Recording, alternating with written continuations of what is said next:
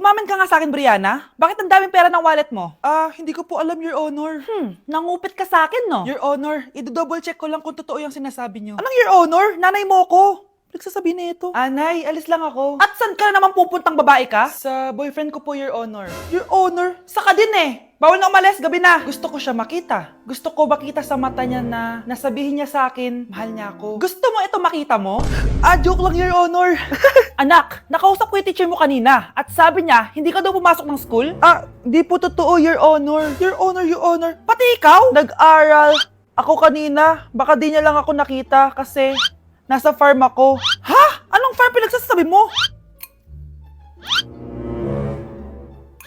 Anak, ba't dila ka ng dila? Butiki ka ba? Nay, sorry. Uso kasi ito, Nay. Ay na naman tayo sa mga uso-uso. Hindi kayo napapagod, no? Tigilan nyo yan. Mga anak, kaya na tayo. Yes, Your Honor. Nandito na kami, Your Honor. Tama na ka, Your Honor nyo! Your Honor, kain na tayo. Tama na! Tumigil na kayo! Your Honor.